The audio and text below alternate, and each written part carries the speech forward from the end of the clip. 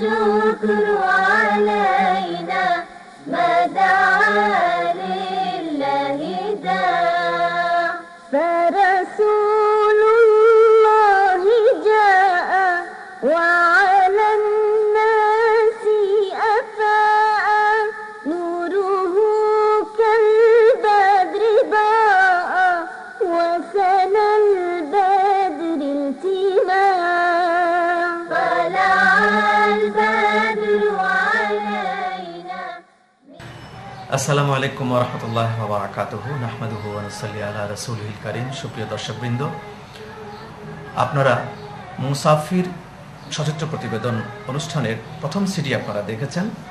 এখন দ্বিতীয় সিডিতে যেটা দেখতে পাচ্ছেন সেটা হলো 10ই জিলহজ মিনাতে শয়তানের যে প্রতিবিম্ব রয়েছে তাতে পাথর মারার জন্য লোকেরা যাচ্ছে, এখান থেকে আপনারা দেখতে পাচ্ছেন। بها الأفراح حلت وعتلت فوق التلال 9ই জিলহজ সন্ধ্যার পর আরাফা থেকে হাজী সাহেবরা রওনা হয়ে মুজদালিফায় চলে আসে। মুজদালিফায় রাত যাপন করতে হয় উন্মুক্ত আকাশের নিচে, সেখানে কোনো তাঁবু থাকে না। এভাবেই সেখানে থাকার নিয়ম। বালুর উপরে কোনোরকম একটি বিছানা বিছিয়ে সেখানে ইহরাম পরে থাকতে হয়। সেখানে হাজী সাহেবরা পাথর কুড়িয়ে নেন।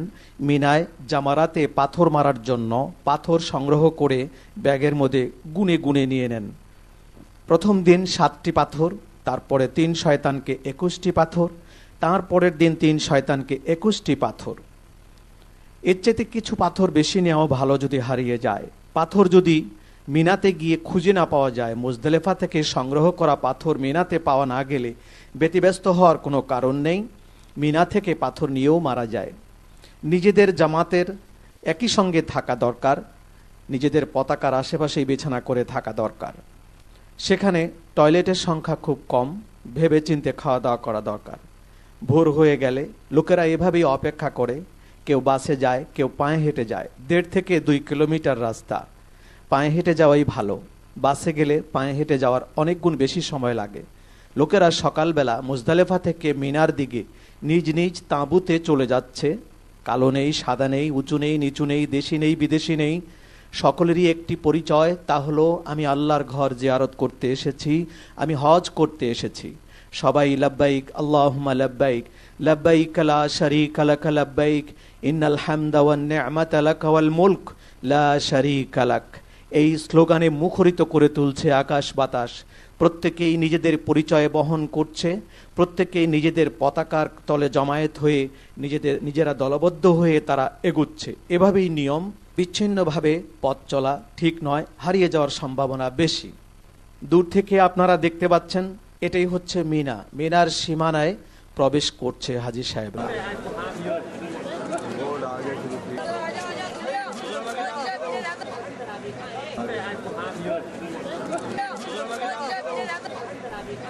আমরা একদল হাজী সাহেবকে দেখতে পাচ্ছি, বাংলাদেশি সম্ভবত। তারা নিজেদের পতাকার নিচে জামায়াত হয়ে তাঁবুর দিকে চলে আসতেছে। এটা মিনার শেষ সীমান্ত।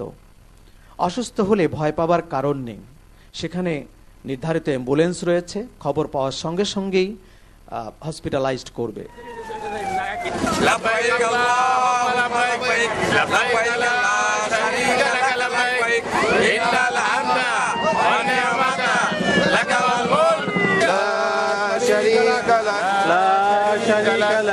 لبيك اللهم لبيك لبيك اللهم لبيك لبيك لا شريك لك لبيك لبيك لا شريك لك لبيك إن الحمد والنعمة لك والملك لا شريك لك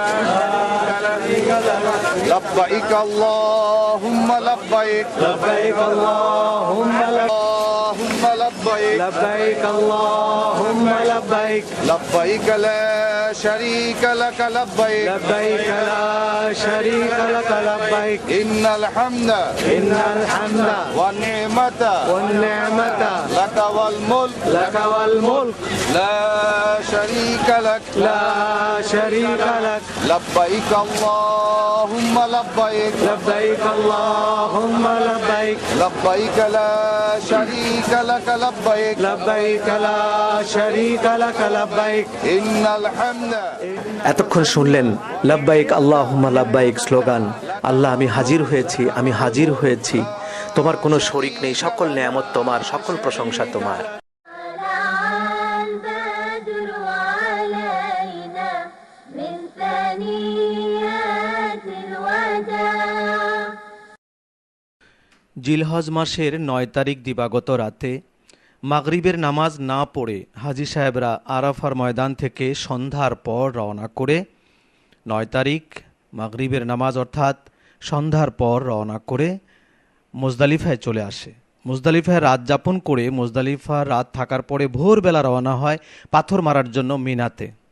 এই হচ্ছে সেই পাথর মারতে যাবার রাস্তা। এই টিন শেডের নিচ দিয়েই যেতে হয় পাথর মারতে।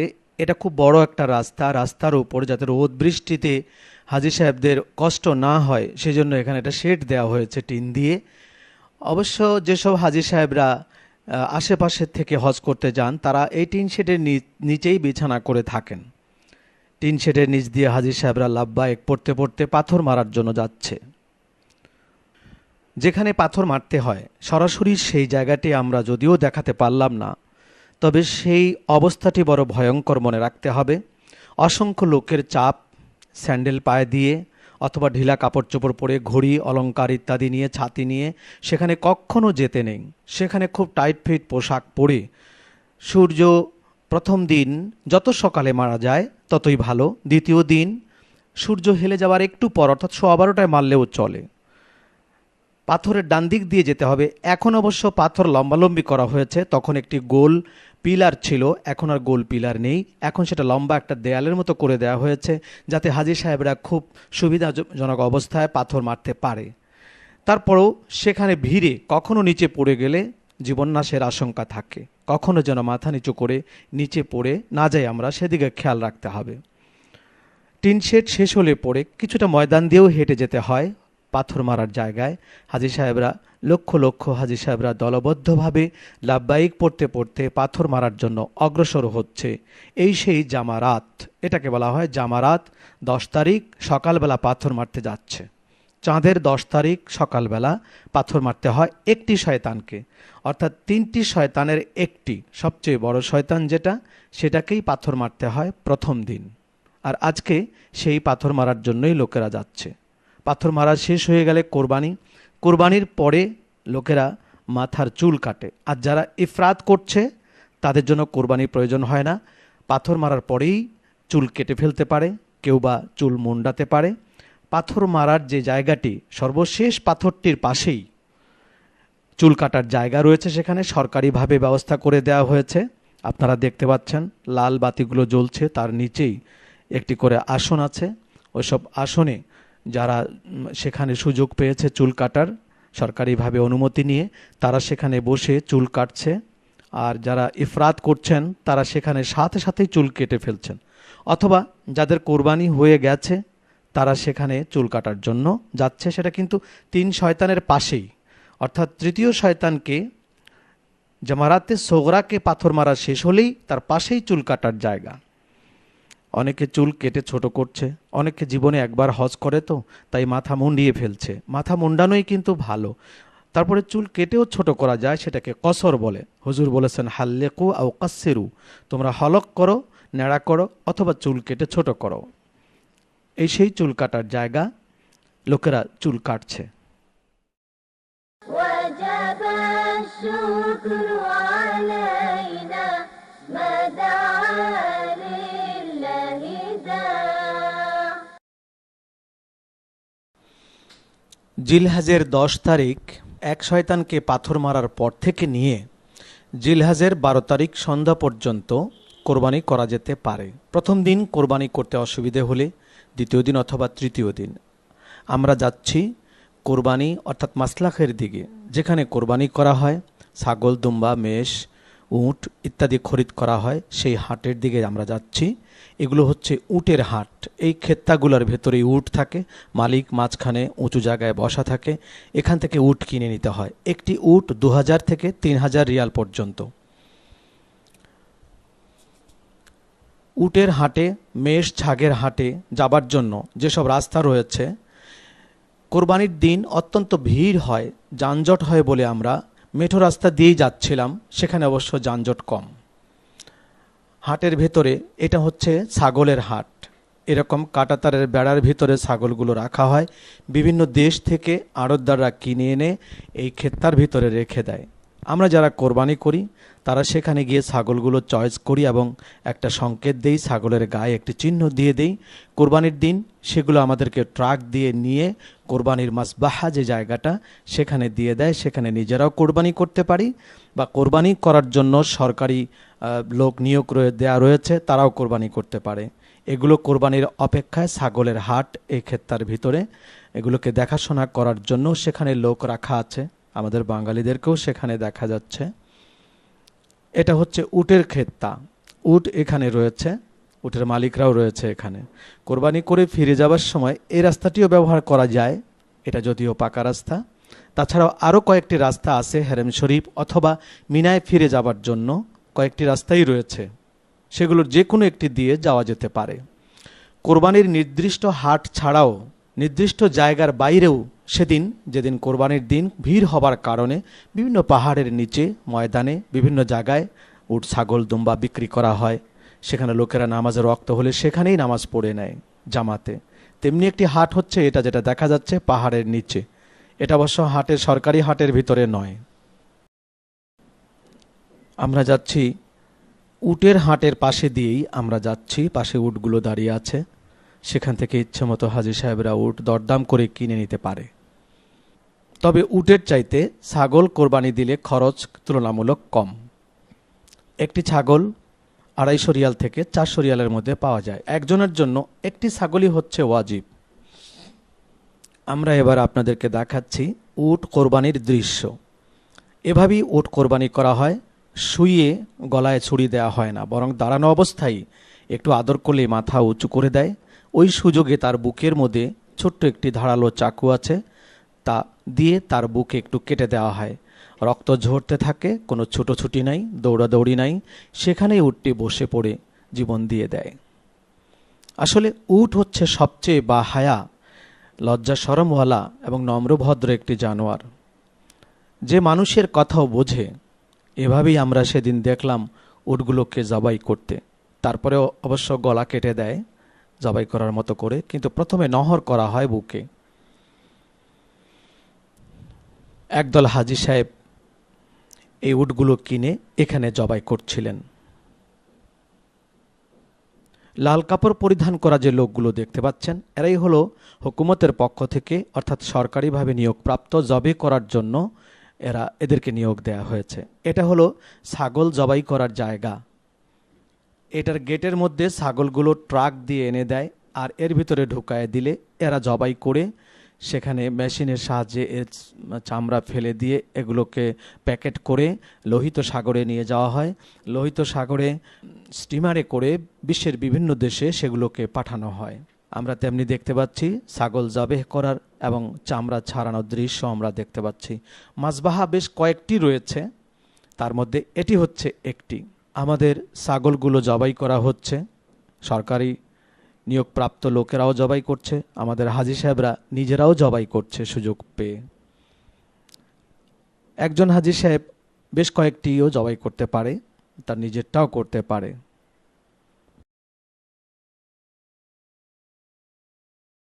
আসলে সেই সময় একটি দুম্বাও জবাই করা হচ্ছে, আপনারা দেখতে পাচ্ছেন। সেই কুরবানির সময় দুম্বা বলুন, ছাগল বলুন, উট বলুন, গরু বলুন, যাই বলুন, আমাদের দেশে যেমন বেশ কয়েকজনের ধরে খুব শক্তি প্রয়োগ করে তাকে জবে করতে হয়, সেখানে কিন্তু এমনটি নয়। সেখানে জানোয়ারগুলো যেন আপনা থেকেই তার নিজের জীবনটাকে উৎসর্গ করার জন্য শুয়ে পড়ে। জবে করলে সেখানেই শুয়ে থাকে, কোনো ছুটাছুটি নেই। সব জানোয়ারগুলি যেন নিজেদের জীবন উৎসর্গ করার জন্য অপেক্ষা করছে। মহানবী সাল্লাল্লাহু আলাইহি ওয়াসাল্লাম এখানে উট এবং ছাগল মিলে 63টি জবাই করেছিলেন এবং উট ছাগলগুলো নবীজির হাতে দস্তে মোবারকে জবে হওয়ার জন্য তারা নিজেরা প্রতিযোগিতা করছিল কে কার আগে হুজুর আলাইহিস সালাতু ওয়াস সালামের হাতে জবে হবে। সেদিনের সেই দৃশ্য এবং সেই প্রভাব আজও উট দুম্বা ছাগলের উপরে রয়েছে। তারা নিজেরা জবে হওয়ার জন্য অপেক্ষাই শুধু করে। সৈয়দুনা ইব্রাহিম আলাইহিস সালাতু ওয়াস সালাম তার শিশুপুত্র ইসমাইল আলাইহিস সালাতু ওয়াস সালামকে আল্লাহর রাজি খুশি অর্জনের জন্য এভাবেই জবাই করেছিলেন মিনাতে। শয়তান 3 জায়গায় ধোঁকা দিয়েছিল বলে 3 জায়গায় পাথর মারতে হয়। ইসমাইল আলাইহিস সালাম পাথর মেরেছিলেন তাকে শ্রদ্ধার সাথে স্মরণ করার জন্য। সেই 3 জায়গা চিহ্নিত 3 জায়গায় পাথর মারতে হয়। ইসমাইল আলাইহিস সালাতু ওয়াস সালামকে আল্লাহর রাজি খুশি অর্জনের জন্য বাবা হয়ে আপন পুত্রের গলায় ছুরি চালিয়েছিলেন বলে আজও পর্যন্ত আল্লাহকে খুশি করার সেই স্মৃতিটি শ্রদ্ধার সাথে স্মরণ করার জন্য এখনও জবে করা হয়। ইসমাইল আলাইহিস সালামকে জবে করা শেষ হলে বাবা চোখ খুলে দেখলেন পুত্র জবে হয়নি, বরং একটি স্বর্গীয় দুম্বা জবে হয়েছে। আল্লাহ তাআলা বললেন, আমি তোমার ছেলে চাইনি, আমি তো চেয়েছি তোমার আন্তরিকতা, আমি সেটা পেয়েছি, তাই তোমার ছেলেকে আমি আজাদ করে দিলাম, পৃথিবীর সকল মানুষের সন্তানকে মুক্ত করে দিলাম। তাই তো আজ আমাদের কারুর সন্তানকে জবে করতে হয় না, একটি দুম্বা বা ছাগ বা উট জবে করলেই সেই ওয়াজিব আদায় হয়ে যায়। فرسول الله جاء وعلى الناس أفاء। এই কবর দুটো হচ্ছে জান্নাতুল মুআল্লায় হযরতে আয়েশা সিদ্দিকা রাদিয়াল্লাহু তাআলা আনহার বোন হযরতে আসমা বিনতে আবি বকরের কবর এটি। আর এর পাশেই রয়েছে তার ছেলে আব্দুল্লাহ ইবনে জুবায়ের রাদিয়াল্লাহু তাআলা আনহুর কবর এটি। তিনি ছিলেন মক্কার খলিফা ছিলেন তিনি। نوره كالبدر ضاء وسنى البدر التماء। মক্কা শরীফের হারাম শরীফ থেকে মদিনার রাস্তায় প্রায় 5 কিলোমিটার দূরে মসজিদে আয়েশা অর্থাৎ মক্কা শরীফের এটা একটা হেরেমের সীমানা। এখান থেকে ওমরা করতে হয়, যারা মক্কায় চলে যান যাবার পরে সেখানে অবস্থান করেন, তারপর ওমরা করতে চাইলে এই মসজিদে আসতে হয় এবং এখান থেকে ইহরাম পড়ে 2 রাকাত নামাজ পড়ে ওমরা নিয়ত করে যেতে হয়। ঐতিহাসিক এই ওমরা মসজিদ, তার পাশেই রয়েছে বাথরুম রয়েছে, গোসল করার জায়গা রয়েছে, ইহরাম পাল্টাবারও জায়গা রয়েছে। মক্কা নগরীর সবচেয়ে সৌন্দর্যমণ্ডিত এবং ব্যয়বহুল একটি মসজিদ হচ্ছে এটি। এটাকে মসজিদে তানঈমও বলা হয়, মসজিদে আয়েশা বলা হয়, উমরা মসজিদও বলা হয়। طلع البدر علينا من ثنيات الوداع। আমরা পবিত্র হারাম শরীফ থেকে ভোরবেলা বেরিয়েছিলাম জাবলে সৌর জিয়ারত করার জন্য। মহানবী সাল্লাল্লাহু আলাইহি ওয়াসাল্লাম মক্কা শরীফ থেকে গভীর রাতে আমাবস্যার রাতে রওনা হয়ে হিজরত করার জন্য মক্কা থেকে মদিনা মুনাওয়ারায় যাওয়ার জন্য এই রাস্তা দিয়েই এসে এই জাবলে সৌরের পাশে এসেই ভোর হয়ে যায়। নবীজি আর পথ না বাড়িয়ে আস্তে আস্তে করে এই পাহাড়ের চূড়ায় উঠে পড়েন সিদ্দিকে আকবরকে সাথে করে নিয়ে। এটাই হচ্ছে জাবলে সৌরের চূড়া। এখানেই রয়েছে জাবলে সৌরের সেই গার বা গুহাটি, এখানেই রয়েছে। এই জাবলে সৌর নীরব সাক্ষী হয়ে দাঁড়িয়ে আছে, কিয়ামত পর্যন্ত থাকবে, শত শত বছর ধরে দাঁড়িয়ে আছে মহানবী সাল্লাল্লাহু আলাইহি ওয়াসাল্লামের মর্মান্তিক হিজরতের বেদনা এবং হিজরতের ঘটনাকে নিয়ে সাক্ষী হয়ে দাঁড়িয়ে আছে এই পাহাড় জাবলে সৌর। হযরতে আবু বকর সিদ্দিক রাদিয়াল্লাহু তাআলা আনহুকে রাতের গভীরে গিয়ে দরজায় হুজুর সাল্লাল্লাহু আলাইহি সাল্লাম খুব আস্তে করে ডাকলেন, আবু বকর আছো তুমি? আবু বকর সিদ্দিক সঙ্গে সঙ্গেই জবাব দিলেন, ইয়া রাসূলুল্লাহ, আমি তো ঘুমাইনি সেদিন থেকে। তাকে সাথে করে নিয়ে এই জায়গায় যখন আসলেন ভোর হয়ে গেল। তারা হুজুর সাল্লাল্লাহু আলাইহি ওয়াসাল্লামের বাড়ি ফিরে বলল সেই রাতটি ছিল আমাবস্যার রাত। এখানে আসছে পরে ফর্সা হয়েছে, ফজর হয়েছে। হযরত আবু বকর সিদ্দিক তার বাসায় হুজুর গিয়েছিলেন সেই অত রাতে। আবু বকর সিদ্দিককে সঙ্গে নিলেন, সঙ্গে নিয়ে এই পর্যন্ত আমরা যে রাস্তা দিয়ে উপরে উঠলাম, এই পর্যন্ত আসার পর ফজর হয়ে গেল। এই জবলে সৌরে হুজুর সাল্লাল্লাহু আলাইহি সাল্লাম হযরতে আবু বকর সিদ্দিক রাদিয়াল্লাহু তাআলা আনহুকে নিয়ে উঠতে লাগলেন দুইজনে। আল্লাহ নবী বলেন, আল্লাহর পরেই যদি দুনিয়ায় কোনো আপন বন্ধু আমার থাকে তাহলে আবু বকর। আবু বকরকে সঙ্গে নিয়ে হুজুর উপরে উঠলেন। সেখানে একটা গুহা আছে। আমি 14 বছর এবছর নিয়ে আমার একদিকে মুখ ছিল, সামান্য একটা মানুষ ঢোকা যায়, আর নৌকার মতো যেখানে নিচে দাঁড়ালে মাথা লাগে না। এখানে হুজুর সাল্লাল্লাহু আলাইহি সাল্লাম ঢুকে পড়লেন। শয়তান সবাইকে বলল, তোমরা এখানে এসছো কেন? হুজুরকে মারতে। বলে, হুজুর সাল্লাল্লাহু আলাইহি সাল্লাম তো চলে গেছে, নবী তো চলে গেছে, পেতে হলে এখনো জবলে সৌরে চলে যায়। এই পাহাড় মক্কা শরীফের পাহাড়ের মধ্যে সবচেয়ে উঁচু পাহাড়। লোকেরা উঠতেছে, আপনারা দেখবেন প্রায় 3 ঘন্টা সময় লাগে শুধু উঠতেই। ফজরের নামাজ পড়ে উঠলে উঠতে 8-9টা বাজে যায় উঠতে, এরপরে নামতে আরো কষ্ট বেশি। আজকে জবলে সৌরে ওঠার জন্য মাঝে মাঝে সিঁড়ি করে দেয়া আছে, নির্দিষ্ট রাস্তাও রয়েছে, লোকেরা যাচ্ছে উঠছে, চেনা জানা হচ্ছে। কিন্তু এমন একটা সময় ছিল, মহানবী সাল্লাল্লাহু আলাইহি ওয়াসাল্লাম সিদ্দিকে আকবরকে নিয়ে যখন এই পাহাড়ে উঠেছেন, না ছিল নির্দিষ্ট কোনো রাস্তা, না ছিল কোনো সিঁড়ি। বহু কষ্ট করে এই 6500 ফিট পাহাড়ের উপরে মহানবী সাল্লাল্লাহু আলাইহি ওয়াসাল্লাম উঠে গেছেন। আজ আমরা সেখানে দাঁড়িয়ে কথা বলতে পারছি, দোয়া করতে পারছি, সেই পাহাড়কে স্বচক্ষে আমরা দেখতে পাচ্ছি। এই পাহাড়ে আত্মগোপন করেছিলেন আল্লাহর নবী। আজও মানুষ কিয়ামত পর্যন্ত মানুষ উঠছে, মানুষ দেখছে। আল্লাহ, আমরাও এখানে আসলাম, তুমি সুযোগ দিলে আল্লাহ। আমরা কিয়ামত পর্যন্ত যদি এক সিজদায় পড়ে থাকতাম আমাদের জন্য সম্ভব হতো না। আদায় করে আমরা সবাই একবার বলি আলহামদুলিল্লাহ। আল্লাহ, তুমি আমাদের শুকরিয়া কবুল করে নাও, আমাদের হজকে কবুল করে নাও, সাইকে কবুল করে নাও, আমাদেরকে নিষ্পাপ বানায় দাও। আল্লাহর নবীর সাথে আমাদের দিদার করে দাও, আমাদের মা বাপকে মাফ করে দাও, আমাদের ছেলে সন্তান বংশধরদের সবাইকে হজ করার তৌফিক দাও। নারী পুরুষ আমাদের বংশে যারা আসবে আল্লাহ প্রত্যেককে এখানে আসার তৌফিক দাও। সাল্লাল্লাহু তাআলা আলাইহি ওয়া আলা আলিহি ওয়া মুহাম্মাদুর রাসূলুল্লাহ। ফজর বাদ আমরাও চেষ্টা করলাম, কিছু সঙ্গে খাবার নিয়ে, পানি নিয়ে আমরা পাহাড়ে ওঠা শুরু করলাম। কিন্তু কাছাকাছি মনে হলেও পাহাড়ের চূড়া সে তো অনেক দূরের ব্যাপার। প্রায় 2 থেকে 2.5 ঘন্টার সময় লেগে গেল আমাদের পাহাড়ে উঠতে। মাঝে মাঝে আরাম করার জন্য, একটু রেস্ট নেওয়ার জন্য জায়গা রয়েছে। এক নাগারে একসাথে কিন্তু পাহাড়ে উঠতে নেই। সমতল রাস্তায় হাঁটাহাঁটি করা যে পরিশ্রম, তার থেকে অনেক গুণ বেশি পরিশ্রম হচ্ছে উপরে ওঠা, আর তাও পাথরের পাহাড়, মাটি নয়। পাথরে হাঁটাহাঁটি করলে এমনিতেই পরিশ্রম বেশি হয়, কষ্ট বেশি লাগে। সেখানে আস্তে আস্তে করে আমরা সেই 6500 ফিট বেয়ে বেয়ে আমরা পাহাড়ের উপরে উঠলাম। মাঝে মধ্যে এ ধরনের সিঁড়ি করে দেওয়া হচ্ছে এখন, ইদানিং, আগে এগুলো ছিল না। পাহাড়ের উপরে যখন আমরা গেলাম, সে দৃশ্য বর্ণনা করার মতো নয়। দেখা হচ্ছে বিভিন্ন দেশের মুসলমানের সাথে, একই রাসূল, একই দিন, একই ইসলাম, একই আল্লাহ। সেই ভাই ইমানি ভাই।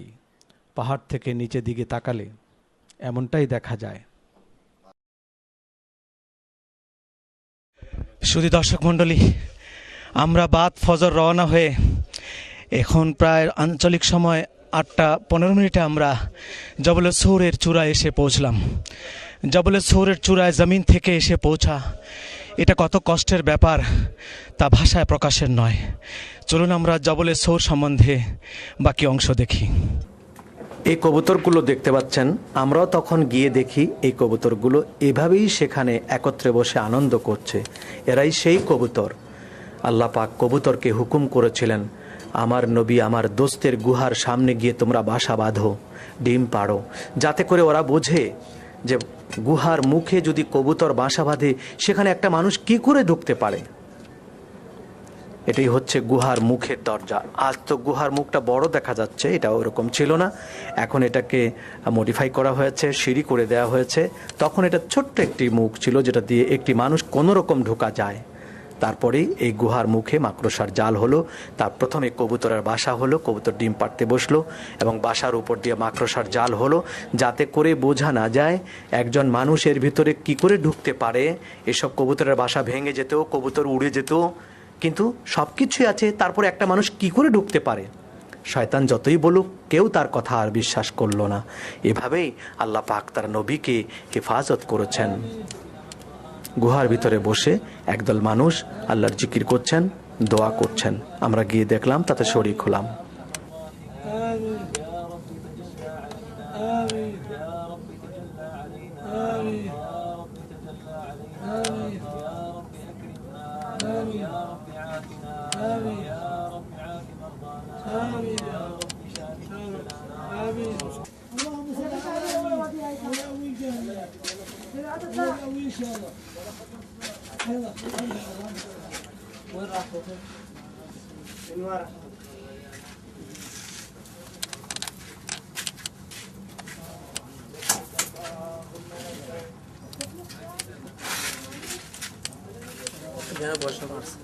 সুপ্রিয় দর্শক মণ্ডলী, আমরা জবলে সৌরের উপরে গারে সৌর থেকে কথা বলছি।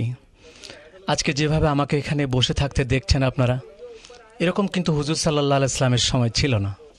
সেখানে এত সুন্দর ঢোকার রাস্তা, বের হওয়ার রাস্তা কিছুই ছিল না।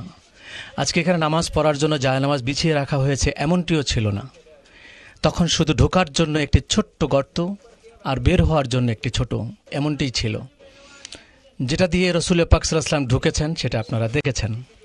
এখানেই হুজুর সাল্লাল্লাহু আলাইহি সাল্লাম এবং সৈয়দুনা আবু বকর সিদ্দিক রাদিয়াল্লাহু তাআলা আনহু 3 রাত 3 দিন এখানে কাটিয়েছেন। বিশ্বের অসংখ্য আশেকে রসুলরা এই 5,500 ফিট পাহাড় বেয়ে এখানে এসে আল্লাহকে স্মরণ করে, শ্রদ্ধার সাথে রসুল পাক সাল্লাল্লাহু আলাইহি সাল্লামকে স্মরণ করে, হৃদয়ে নাড়া দেয় সেই কথা, কিভাবে এত ভোরে গভীর রাত, অন্ধকার রাতকে পাড়ি দিয়ে ভোরবেলা হুজুর সাল্লাল্লাহু আলাইহি সাল্লাম 5,500 ফিট পাহাড় বেয়ে এই পাহাড়ের উপরে হুজুর সাল্লাল্লাহু আলাইহি সাল্লামের সবচেয়ে প্রিয় সাহাবী সৈয়দনা আবু বকরকে নিয়ে উঠলেন ও এখানেই 3 দিন থাকলেন। শত্রুরা এখানেই হুজুরকে খুঁজেছিল, এখানেই কবুতর হুজুর সাল্লাল্লাহু আলাইহি সাল্লাম, কবুতর এবং মাকড়সা হুজুর সাল্লাল্লাহু আলাইহি সাল্লামকে আল্লাহর হুকুমে হেফাজত করার জন্য চেষ্টা করেছিল। এই সেই গারে সৌর। মহানবী সাল্লাল্লাহু আলাইহি ওয়াসাল্লাম দিনের জন্য কি কষ্ট করেছিলেন, আসুন না একবার অন্তত এই পাহাড়ে বেয়ে উঠলে তা হাড়ে হাড়ে উপলব্ধি করা যায়। بها الأفراح حلت وعتلت فوق التلال। হ্যারেম শরীফের পাশেই হোটেল আর তাওহীদের পাশে জিদ্দা রোডের নিচেই জিন্দা কবর দেখতে পাচ্ছেন আপনারা। কবর নয়, এটা কবরস্থান। এখানে আরবের লোকেরা তাদের জীবিত বাচ্চা শিশু মেয়েকে কবর দিত জীবিত অবস্থায়। এই জীবিত অবস্থায় যে বাচ্চাদেরকে কবর দিত, এদের সম্বন্ধেই পবিত্র কোরআন শরীফে আয়াত নাজিল হয়েছে, বিআইয়ি যামবিন কুতিলাত, তারা প্রশ্ন করবে কি অপরাধে আমাদেরকে জীবিত কবর দেওয়া হয়েছে। এই কবরস্থানে মাঝখানে হযরতে সুমাইয়া রাদিয়াল্লাহু তাআলা আনহা, এই যে কবরটি গোল পাথর ঘেরা দেখতে পাচ্ছেন, এটাই হযরতে সুমাইয়া রাদিয়াল্লাহু তাআলা আনহা, যিনি ইসলামের নারী পুরুষ নির্বিশেষে প্রথম শহীদ হয়েছিলেন। এটা আর একটি কবর।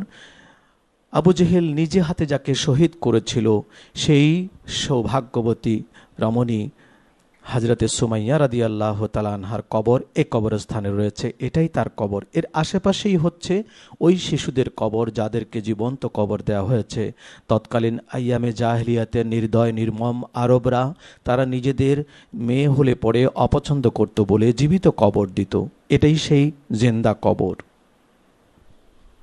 وجب الشكر علينا ما دعا لله داع। আমরা এখন যাচ্ছি আরাফার ময়দানের দিকে। আরাফা রোডের পাশেই নাহারে জুবায়দার কাছে আমরা যাচ্ছি। আপনারা নিশ্চয়ই শুনেছেন, আব্বাসীয় খলিফা হারুনুর রশিদের স্ত্রী বেগম জুবায়দা তিনি স্বপ্নে দেখেছিলেন বলেই এই পানির নহরের ব্যবস্থা করেছিলেন। মহিষী সেই মহিলা সুদূর তায়েফ থেকে মক্কা পর্যন্ত প্রায় 100 কিলোমিটার আরাফার ময়দান ঘেঁষে এই নহরটি চালু করেছিলেন, পানির নহর। 6,500 ফিট উপরে পাহাড়ের উপর থেকে পানির ব্যবস্থা করে দেয়াল ঘেরা, দুপাশে দেয়াল, উপরে ঢাকনা, এই নহর দিয়েই পানি প্রবাহিত করতেন। আর সেই পানি আরবের লোকেরা পানি পান করে সেই পানি দিয়ে অন্যান্য কাজ করে তারা উপকৃত হতো। এটাকেই নাহারে জুবায়দা বলা হয়। কখনো পাহাড়ের গা ঘেঁষে, কখনো পাহাড়ের উপর দিয়ে, এভাবে চিকন 2.5 থেকে 3 ফুট চওড়া এবং 5 ফুট উঁচু এই নহর। এর আশেপাশে সিঁড়ি আছে ওঠার মতো। এক জায়গায় আমরা ভাঙা দেখলাম, ভেতরে দেখার চেষ্টা করলাম নহরের ভেতরে কেমন ছিল। এই নহর দিয়েই পানি, স্বচ্ছ পান করার যোগ্য পানি প্রবাহিত হতো। বেশি দিন হয়নি নহরটি বন্ধ হয়েছে, যে আজ আর নহরের প্রয়োজন নেই। সাগরের পানি শোধন করে সেই পানি এখন পান করা হয়, গোসল করা হয়। প্রযুক্তি যত উন্নত ততই আর এসব বিষয় আর এসব জিনিস অব্যবহৃত হচ্ছে। নহরের গায়ে একটি শিলালিপি আমরা দেখতে পেলাম, তবে তাতে কি লেখা, কি উদ্দেশ্যে লেখা হয়েছিল তা তেমনটি উদ্ঘাটন করতে পারিনি।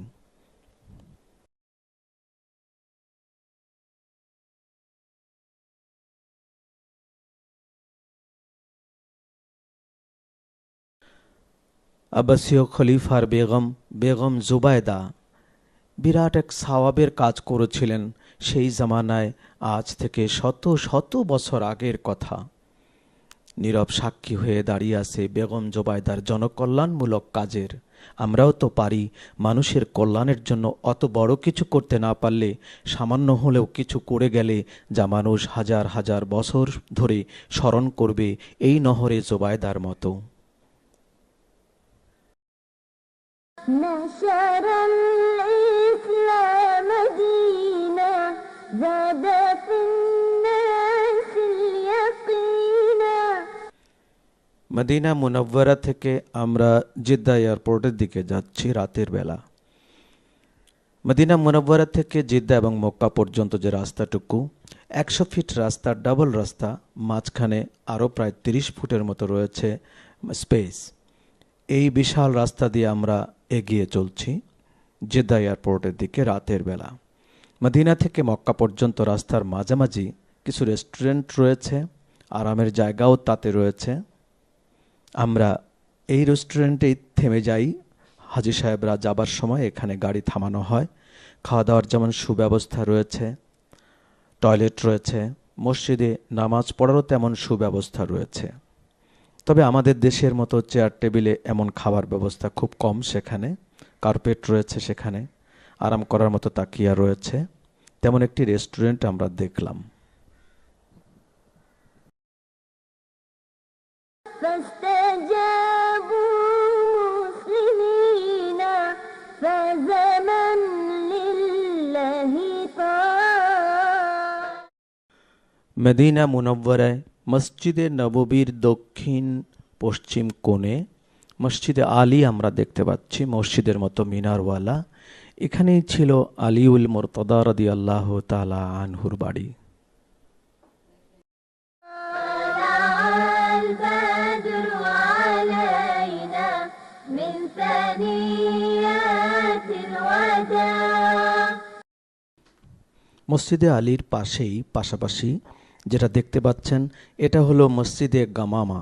নবীজি সাল্লাল্লাহু আলাইহি ওয়াসাল্লাম এখানে ঈদের নামাজ পড়তেন এবং কোনো অপরাধের বিচার এখানেই তিনি করতেন, ফয়সালা এখানেই দিতেন। এটার নাম মসজিদে গামামা। হুজুর সাল্লাল্লাহু আলাইহি ওয়াসাল্লাম এখানে বৃষ্টির জন্য দোয়া করেছিলেন। 1 সপ্তাহ ধরে বৃষ্টি হচ্ছিল। আবার পরবর্তী সপ্তাহে এখানে এসে বৃষ্টি বন্ধের জন্য দোয়া করেছেন, বন্ধ হয়েছে।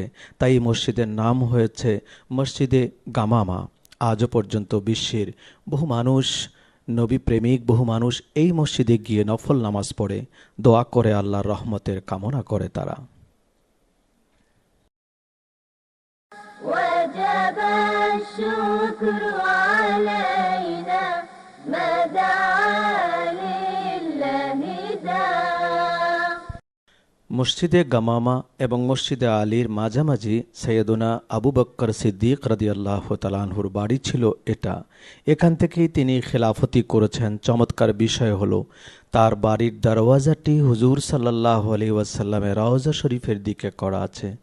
দরওয়াজায় লেখা আছে সৈয়দনা সিদ্দিক আকবর আবু বকর সিদ্দিক রাদিয়াল্লাহু তাআলা আনহু। উপরে গম্বুজের মতো অংশগুলো, এগুলো অবশ্য পরবর্তীতে করা হয়েছে, নিচের অংশটুকু আগেরই। সিদ্দিক আকবরের বাড়িটি এখন একটি মাদ্রাসায় পরিণত হয়েছে।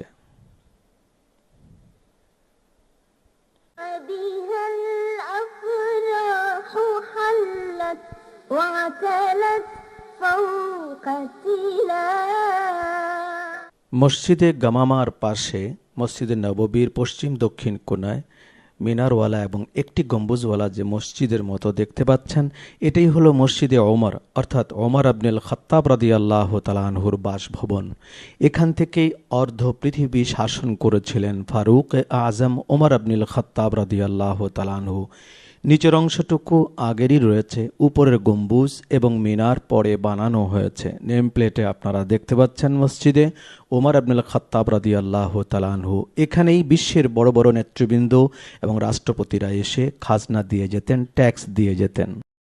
طلع البدر علينا من ثنيات الوداع আপনারা দেখতে পাচ্ছেন, আপনাদের ডানে দেখুন, আমার দিকে দেখুন, খেজুর বাগান একটা দেখা যাচ্ছে। এটা হযরতে সালমান ফারসি রাদিয়াল্লাহু তাআলা আনহু গোলাম ছিলেন, ইহুদির বাগান ছিল।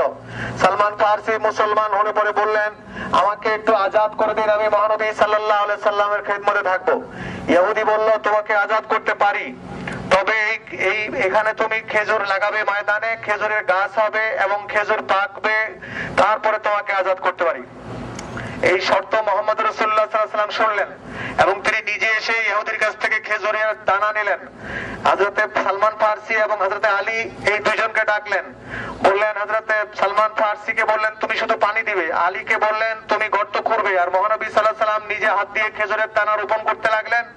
বাগানের একদিক থেকে আরেক দিকে বলে দিলেন, পেছন দিকে তাকাবে না, লাগানো শেষ হলে তারপরে তাকাবে। যখন বাগান লাগানো শেষ হয়ে গেল, হুজুর সাল্লাল্লাহু আলাইহি ওয়াসাল্লাম পিছন দিকে তাকালেন, সাহাবায়ে কেরাম পিছন দিকে তাকালেন, দেখলেন পুরো বাগান খেজুরের গাছে ভরে গেছে, খেজুর হয়েছে, খেজুর পেকেছে। একদিকে লাগাতে লাগলেন, লাগায় অন্যদিকে যাবার আগেই খেজুরের গাছ হয়েছে এবং খেজুর হয়েছে। এই সেই হুজুর সাল্লাল্লাহু আলাইহি ওয়াসাল্লামের মুজিজার হাতের খেজুরের বাগান। এটাই হচ্ছে সেই সালমান ফারসির সেই কুয়াটা এখনো সেখানে আছে। তিনি যে ঘরে বসবাস করতেন তা এখনো আছে, কিন্তু সেখানে ভেতরে যাওয়া সম্ভব নয়, স্পেশালি আসলে যাওয়া যেতে পারে। وجب الشكر علينا ما دعا لله داع মসজিদে নববী থেকে দক্ষিণ দিকে এই মার্কেটটি, এটা একটি খেজুর মার্কেট।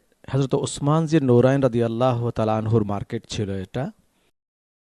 মদিনা নগরীর মধ্যে এটাই হচ্ছে খেজুরের সবচেয়ে বড় মার্কেট।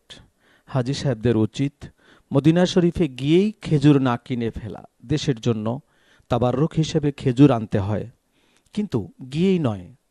যারা সেখানে গিয়েই খেজুর কিনে 7-8 দিনে খেজুরগুলো নরম হয়ে যায়। এই জন্য খেজুর কিনতে হয় শেষ দিন, প্রস্থানের আগের দিন। আর এই মার্কেট থেকে খেজুর কেনাই হচ্ছে সবচেয়ে ভালো। এখানকার কথাই হুজুর সাল্লাল্লাহু আলাইহি ওয়াসাল্লাম বলেছিলেন, এটা আমার মার্কেট, তোমরা এখান থেকে বাজার করো। সেই জন্য মদনীবাসীরা তারা নিজেরা এটাকে খেজুরের মার্কেট করেছে। যেহেতু খেজুর একটি গ্রহণযোগ্য ফল, সারা পৃথিবীর মধ্যে আল্লাহ পাকের বড় নেয়ামত হচ্ছে খেজুর। এসব বড় বড় দোকানে খেজুর পাওয়া যায়। খেজুরের বিভিন্ন প্রকার হয়। সাদা রঙের যেসব, হলুদ রঙের যে খেজুরগুলো রয়েছে সেগুলো খুব সুস্বাদু হয়। এরপরে কালো রঙের খেজুর রয়েছে, লাল রয়েছে, বেদানা খেজুর রয়েছে, আবার দানাওয়ালা খেজুর রয়েছে। সবচেয়ে বড় হলো আজোয়া নামের যে খেজুরটি। এই আজোয়া খেজুরটি হার্টের রোগ ভালো হয়। প্রতিদিন সকালবেলা 2-4 দানা করে আজোয়া খেলে পরে হুজুর সাল্লাল্লাহু আলাইহি সাল্লাম বলেছেন হার্টের রোগ সেরে যায়। এই খেজুরগুলো দেখতে পাচ্ছেন, এগুলো হচ্ছে মদিনার আসল খেজুর, সবচেয়ে বড় বড় এবং লাল রঙের খেজুর। হযরত সালমান ফারসির বাগানের খেজুর হলো এগুলো। পাশেই রয়েছে সাদা রঙের এবং কিছুটা হলুদ রঙের খেজুর। এটা মদিনার সবচেয়ে দামি খেজুর। এগুলো তায়েফ এবং মদিনার ফল। খেজুর মার্কেটের ভেতরে ছাড়াও মার্কেটের বাইরেও এভাবে রাস্তার আশেপাশে বিক্রি করা হয়। যথেষ্ট সস্তায় পাওয়া যায় এসব ফল ফ্রুট। فرسول الله جاء وعلى الناس أفاء এটাই হচ্ছে ঐতিহাসিক মসজিদে কোবা। রাসূলুল্লাহ সাল্লাল্লাহু আলাইহি ওয়াসাল্লামের পবিত্র নিজের দস্তে মোবারক দিয়ে বানানো এই মসজিদ। এই মসজিদে নামাজ পড়লেই উমরার সওয়াব হয়। মসজিদের পাশে গাছের পাকা খেজুর কিনতেও পাওয়া যায়।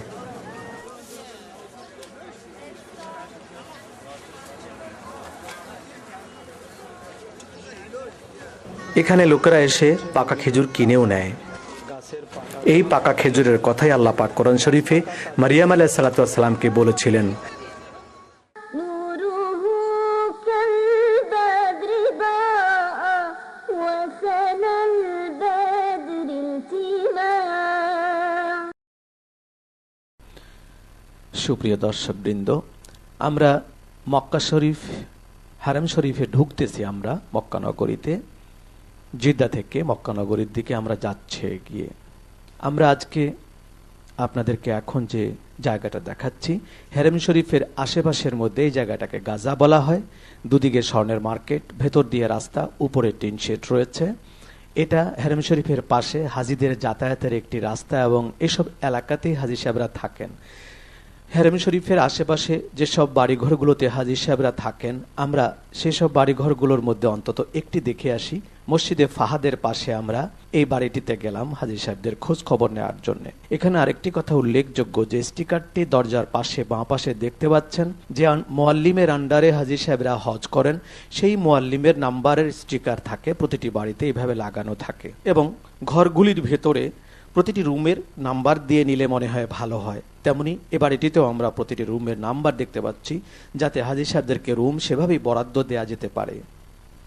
পুরো ফ্লোরটি মহিলাদের জন্য দেয়া দেখলাম, এটা আসলে ভালো, মেয়েদেরকে আলাদা করে দেয়াই ভালো। আমরা হাজি সাহেবদের মধ্যে কয়েকজনের সাথে কথা বললাম। আপনারা কতজন এসেছিলেন? আমরা 85 জন এসেছি। আপনাদের থাকা, খাওয়া এবং লোকেশন, পরিবেশ সবকিছু কেমন লাগছে? আল্লাহর রহমতে আমাদের ভালো পরিবেশে আমরা আছি। আলহামদুলিল্লাহ, এত সুন্দর খাবার আমি আশাই করিনি। কেমন আপনাদের লোকেশন, খাওয়া থাকার পরিবেশটা? আল্লাহর রহমতে আমাদের লোকেশনটা খুবই ভালো। খুব অল্প সময়ের মধ্যে আমরা হারাম শরীফে নামাজ পড়তে পারি। কাফেলার সাথে তো হজে আসা এখন মুশকিল। না, অনেক আছে, অনেক ভালো। এই কাফেলা কিরকম পাইলেন? খুব আলহামদুলিল্লাহ ভালো। হাজি সাহেবরা তাদের বাসা থেকে হজের কাজ শেষ করে মদিনার দিকে যাচ্ছে। অনেকেই হজ করার আগেই মদিনা হয়ে চলে আসে মক্কা শরীফে, আবার অনেকে হজ করার পর যায়। এই গ্রুপটি সম্ভবত হজের পর হজের কাজ সম্পাদন করে মদিনা মুনাওয়ারার দিকে চলছে। তারা বাসের অপেক্ষায় আছে, মুআল্লিমের বাস তাদের বাসায় আসবে এবং তাদেরকে এখান থেকে নিয়েই চলে যাবে। মদিনায় যাবার পূর্ব মুহূর্তে হাজি সাহেবরা তাদের লাগেজপত্র বাসে উঠিয়ে এভাবেই অপেক্ষা করছেন বাসে ওঠার জন্য। প্রত্যেক হাজিদের জন্য একটি করে সিট আছে। বাসে ওঠার জন্য খুব তাড়াহুড়া বা সিট নিয়ে কোনো রকমের সমস্যা নেই। প্রত্যেকের জন্য একটি সিট বরাদ্দ আছে, কেউ দাঁড়িয়ে যেতে পারবে না।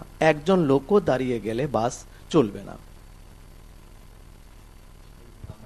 প্রতিটি বাসেই হাজি সাহেবদের গ্রুপ অনুযায়ী নাম্বার দেয়া আছে। বাসে 40টি থেকে 50টি পর্যন্ত সিট রয়েছে। ওই অনুপাতে একটি বাসে নাম্বার দেওয়া আছে, যার নাম্বার যে বাসে সে সেখানেই উঠবেন, তার পাসপোর্ট সেখানেই যাবে। ভুলে একজন অন্য বাসে উঠলে শেষ পর্যন্ত পাসপোর্ট নিয়ে সমস্যা হয়ে যায়। বাস এগিয়ে চলছে মদিনা মুনাওয়ারার দিকে।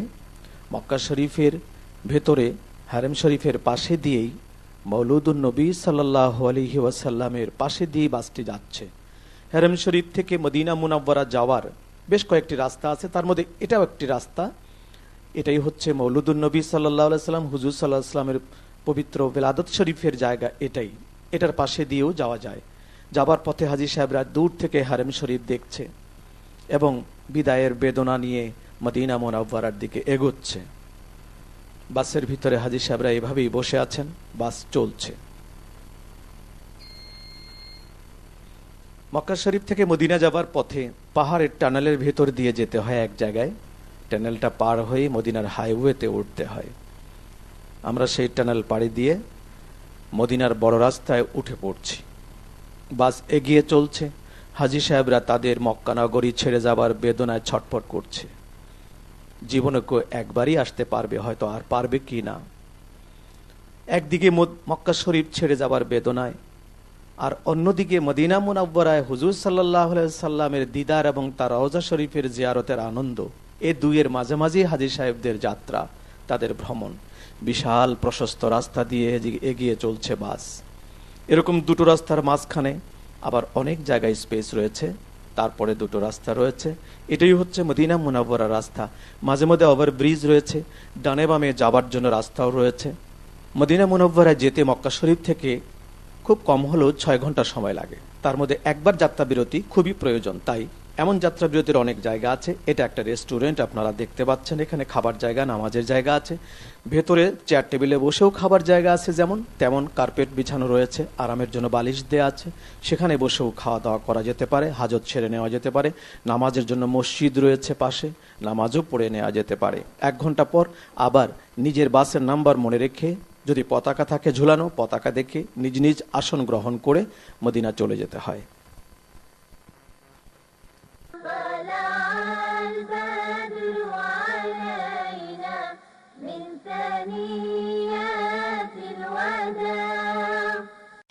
মদিনা মুনব্বরা থেকে 3 কিলোমিটার দূরে আমরা যাচ্ছি উহুদের পাহাড়ের দিকে। এটাই সেই ঐতিহাসিক জাবালে উহুদ, যে পাহাড় সম্পর্কে হুজুর আলাইহিস সালাতু ওয়াস সালাম বলেছেন, জাবালে উহুদ ইউহিব্বুনা ওয়া নুহিব্বুহু, জাবালে উহুদ আমাকে ভালোবাসে, আমি জাবালে উহুদকে ভালোবাসি।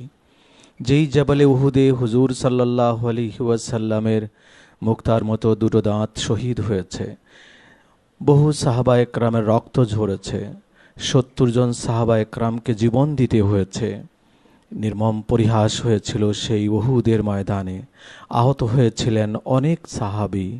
সেই উহুদের ময়দানে সৈয়দনা আমির হামজা রাদিয়াল্লাহু তাআলা আনহুর মাজার থেকে আমরা সেই উহুদের গারে উহুদের দিকে আমরা এগিয়ে যাচ্ছি, যেই গুহার মধ্যে হুজুর সাল্লাল্লাহু আলাইহি ওয়াসাল্লাম যুদ্ধে কাফেরদের আক্রমণ সইতে না পেরে সমতল ভূমি থেকে 100 ফুট উপরে আল্লাহকে বলেছিলেন, উপরে উঠে, আল্লাহ আমি আর সইতে পারছি না, আমার জন্য নিরাপদ জায়গা করে দাও। আল্লাহ পাকের হুকুমে পাহাড় ফেটে যায়, গুহার সৃষ্টি হয়। সেই গুহায় হুজুর সাল্লাল্লাহু আলাইহি ওয়াসাল্লাম আশ্রয় নিয়ে আত্মগোপন করে নিরাপদ হয়ে যান। হুজুর সাল্লাল্লাহু আলাইহি ওয়াসাল্লামকে হেফাজত করার জন্য সাহাবা একরাম জীবন দিয়েছে, আহত হয়েছিলেন, শহীদ হয়েছিলেন অনেক সাহাবা একরাম। এটাই হলো সেই উহুদ পাহাড়। 7 মাইল লম্বা, 3 মাইল চওড়া, 900 ফুট উঁচু এই জাবালে উহুদ। জাবালে উহুদের নিচে কিছু বাড়িঘর রয়েছে এবং ছাগলের কিছু খামারও রয়েছে। সেই উহুদের এমন একটি জায়গায় আমরা গিয়ে জড়ো হলাম, যেখানে মসজিদে ফসিহ নামে একটা মসজিদ সেখানে রয়েছে। এখানেই হুজুর আলাইহিস সালাতু ওয়াস সালামের 2টো দাঁত শহীদ হয়েছিল। আহত সাহাবা একরামরা হুজুর সাল্লাল্লাহু আলাইহি ওয়াসাল্লামের কাছে একটু ঝাড়ফুঁক করে নেবার জন্য, হুজুর সাল্লাল্লাহু আলাইহি ওয়াসাল্লামের একটু স্পর্শ পাবার জন্য প্রতিযোগিতা করতেছিল, কার আগে কে হুজুরের সামনে যাবে। তো তখন আল্লাহ পাক আয়াত নাযিল করলেন, তোমরা ভাগ ভাগ করে আরামে বসো, রাসূল সাল্লাল্লাহু আলাইহি ওয়াসাল্লামের সামনে ওই রকম করে প্রতিযোগিতা করে না, এটা আদবের খেলাফ, তোমরা জায়গা মতো বসো। হুজুর সাল্লাল্লাহু আলাইহি ওয়াসাল্লাম সাহাবা একরামদেরকে এখানে জামায়াত করে নামাজ পড়েছিলেন, সেজন্য এখানে একটি মসজিদও তৈরি হয়েছিল। সে মসজিদটিকে মসজিদে ফসিহ বলা হয়। এখনো মসজিদের মেহরাবটুকুন বোঝা যায়, যেটা মসজিদ ছিল মেহরাবটুকুন রয়েছে। তারই সোজা উপরে দেখতে পাচ্ছেন, এটাই হলো গারে উহুদ, পাথরের ফাটা অংশ। আমি নিচে দাঁড়িয়ে কথা বলছি হাজী সাহেবদের উদ্দেশ্যে। হাজী সাহেবরা সেখানে ওঠেন। পৃথিবীর বিভিন্ন প্রান্ত থেকে নবীজির এশকে যারা এখানে জিয়ারতে আসেন, তারা অন্তত একবার উঠে সেই জায়গাটুকু দেখে নেন যেখানে আল্লাহর নবী সিজদায় পড়ে কেঁদেছিলেন।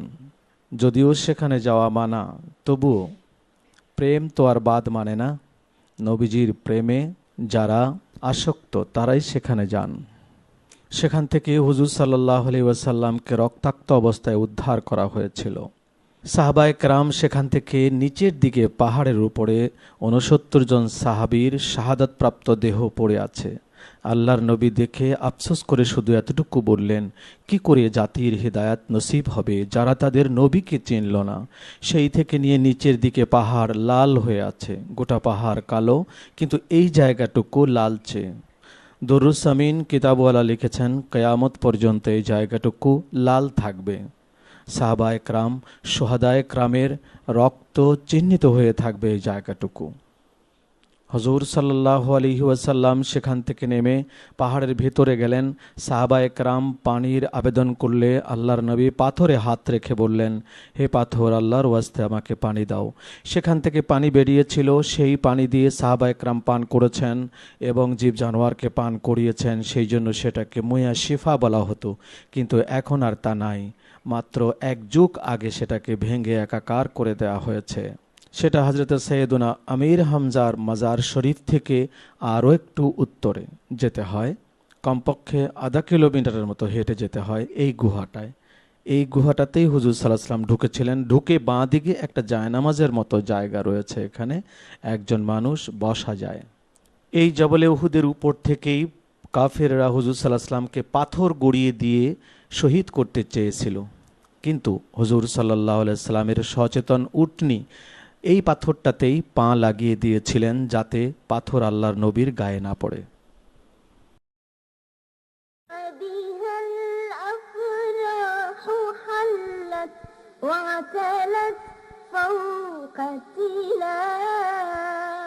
হারেম শরীফ থেকে প্রায় 5 কিলোমিটার দূরেই হবে রুসাইফা নামক সেই জায়গাটা। এর পাশে একটি মসজিদ রয়েছে, মসজিদে নূর নামে। শাহরে মালিকিতে এই বাড়িটি প্রায় 2 বিঘা জমির উপরে একটি বাড়ি, তার খানকা শরীফ। একটি রুম, সেটাও প্রায় আধা বিঘার উপরে রুমটি হবে। সেই রুমেই তার শাগরেদরা, বিভিন্ন ইউনিভার্সিটির ছাত্ররা, তারা তার কাছে বরকতের জন্য হাদিসের দর্স নেয়। আজকে আওলাদে রসুল শুধু দাবি করার একটি বিষয় হয়ে দাঁড়িয়েছে, কিন্তু খাঁটি আওলাদে রসুল কজন? আমরা এমনই একজন খাঁটি আওলাদে রসুলের দেখা পেয়েছিলাম, যিনি নবীজির এশকের এক বাগান গড়ে তুলেছেন এই রুসাইফাতে, যিনি একটানা 32 বছর হারেম শরীফে হাদিসের দর্স দিয়েছেন। শত শত কিতাব তিনি লিখেছেন, মিলাদ ও কেয়ামের উপরে তিনি কিতাব লিখেছেন। তিনি নিজে মিলাদ পড়েন, কেয়াম করেন, দাঁড়িয়ে সালাম দেন, এবং এ সংবাদ শুনলে তিনি খুশি হন। প্রতি শবে বরাত, শবে কদর, ঈদে মিলাদুন নবী, মেরাজ শরীফ, সেগুলোতে তিনি সেখানে 2-3 দিন ধরে অনুষ্ঠান করেন, তাবাররুক বিতরণ করেন। এই শিক্ষার্থীরা প্রতি সপ্তাহে এভাবে জমায়েত হয়ে তার কাছ থেকে দোয়া নেবার জন্যে, বরকতের জন্য হাদিসের তালিম নেয়।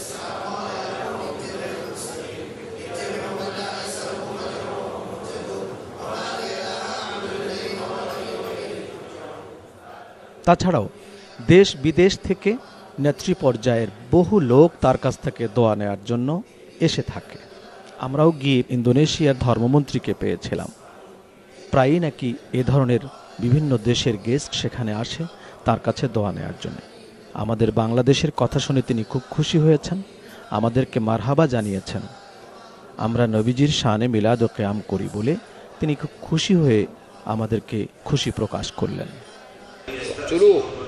يعني ولو تعلق بأستار الكعبة لأنه كان مفسدا وكان قبيحا وكان مستهترا وكان متعديا وقاطعا للطريق وقاطعا للأمن ومؤذيا للناس، فلذلك لم يستفد من أمان الكعبة، وقال اقتلوه ولو تعلق بأستار الكعبة. وهذا الحديث يخصص عموم حديث من دخل المسجد فهو آمن، من دخل داره فهو آمن، من دخل دار أبي سفيان لا، ذلك قال اقتلوه ولو تعلق بأستار الكعبة، فإن البيت لا يجير عاصيا، فإن البيت لا يجير عاصيا. فهذا الحديث حديث ابن خطل هذا يقول اقتلوه ولو تعلق بأستار الكعبة. وكان له ابن خطل ده يعني كانت له مفاسد كثيرة، قطع الطريق وأخذ الأموال ونهبها وأذية الناس. وكانت له جاريتان مغنيتان شغلتهم ليلا ونهارا يشتغلوا بالغناء في هجاء وذم النبي صلى الله عليه وسلم والمسلمين عموما والنبي خصوصا، فالنبي صلى الله عليه وسلم أمر بقتله. ليس هذا يعني من باب এভাবেই তিনি হাদিসের দর্স দিয়ে থাকেন। তার নিয়মটি হলো, একটি করে হাদিস শেষ হয়ে যায় আর অমনি একটি করে নাতে রসুল সাল্লাল্লাহু আলাইহি সাল্লাম পাঠ করা হয়। এই বাচ্চা ছেলেটি ইন্দোনেশিয়ার, সে আরবিতে নাতে রসুল সাল্লাল্লাহু আলাইহি ওয়াসাল্লাম পাঠ করছে।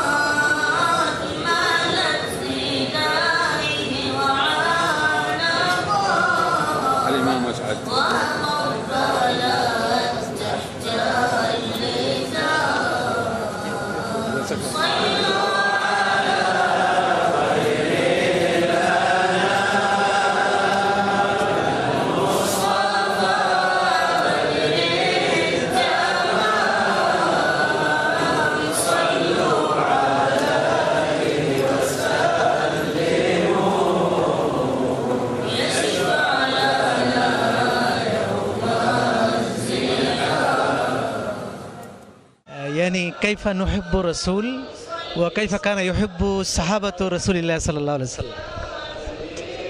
بسم الله الرحمن الرحيم، الحمد لله رب العالمين، والصلاة والسلام على أشرف المرسلين سيدنا محمد وعلى آله وصحبه أجمعين.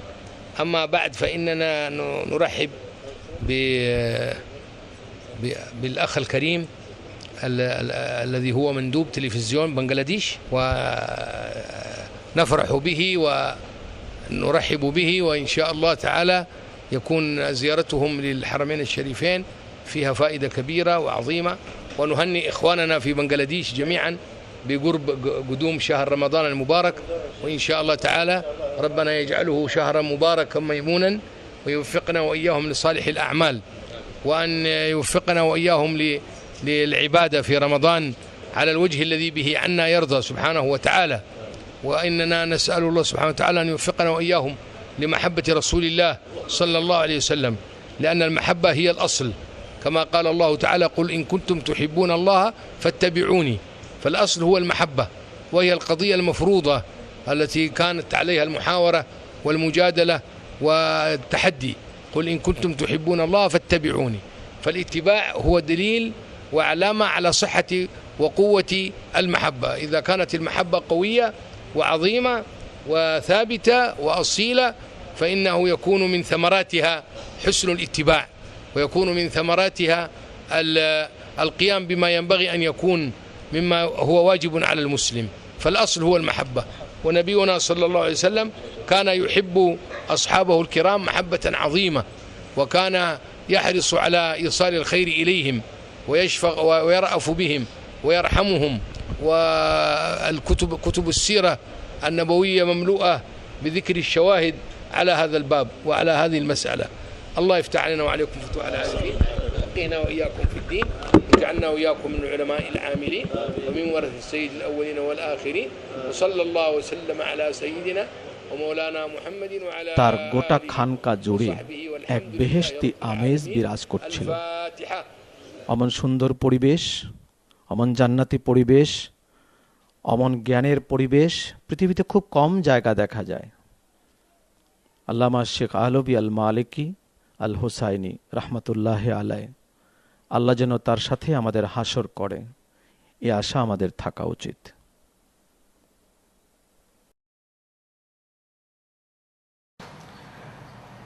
সুপ্রিয় দর্শক মণ্ডলী, আপনারা এতক্ষণ দুটো সিটিতেই দেখলেন পবিত্র মক্কা মদিনা ভিত্তিক দর্শনীয় জায়গাগুলো আপনারা দেখলেন। হলিভিউ ইন্টারন্যাশনাল নিবেদিত এই সচিত্র প্রতিবেদনটিতে আমরা হজ প্রশিক্ষণমূলক কার্যক্রমও রেখেছি এবং জিয়ারতের জায়গাগুলিও আপনারা দেখেছেন। হজের প্রশিক্ষণমূলক অংশগুলো দেখে এবং জিয়ারতের জায়গাগুলো দেখে আপনারা যদি সামান্যতম উপকৃত হন, তাহলে আমি মনে করি আমার জীবনের সকল পরিশ্রম সফল হয়েছে। আগামীতে গোটা বিশ্বে যেসব জায়গায় নবীদের দর্শনীয় জায়গা রয়েছে, নবীদের মাজার রয়েছে, যেমন ইমাম বুখারীর মাজার রয়েছে, তারপরে জর্দানে রয়েছে নবীদের কবর রয়েছে, ইস্তাম্বুলে রয়েছে রসুল পাক সাল্লাল্লাহু আলাইহি ওয়াসাল্লামের ব্যবহৃত জিনিসপত্র রয়েছে, মিশরে রয়েছে মুসা আলাইহিস সালামের নীলনদ রয়েছে। এই সব জায়গার উপরে আমরা সচিত্র প্রতিবেদন তৈরি করব, এটা আমাদের প্রক্রিয়ায় রয়েছে। এবং আমরা হজ প্রশিক্ষণের উপরে প্রত্যক্ষ হাতে কলমে শিক্ষণীয় একটি অনুষ্ঠানও আমরা তৈরি করব। আপনাদের দোয়া থাকলে আমাদের জন্য সব কিছু সম্ভব বলে আমরা মনে করি। আপনাদের দীর্ঘজীবন কামনা করে এবং আপনাদের দোয়া কামনা করে হজ প্রশিক্ষণ ও জিয়ারত ভিত্তিক অনুষ্ঠান মুসাফির এখানেই শেষ করছি। আসসালামু আলাইকুম ওয়া রাহমাতুল্লাহি ওয়া বারাকাতুহু। হজ করতে চান? ফারুকী হজ কাফেলার সাথে নিশ্চিন্তে যেতে পারেন।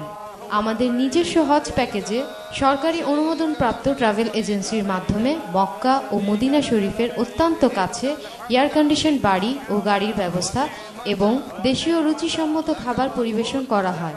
তাছাড়া মক্কা ও মদিনায় ইসলামের স্মৃতি বিজড়িত সকল পবিত্র জায়গাসমূহ জিয়ারত করানো হয়। কাফেলা পরিচালনায় মাওলানা নূর ইসলাম ফারুকী নিজেই সঙ্গে যাবেন। কোটা সীমিত, এখনই যোগাযোগ করতে পারেন। যোগাযোগের ঠিকানা 174 পূর্ব রাজা বাজার, তেজগাঁও, ঢাকা। Phone 916165, mobile 0171536811।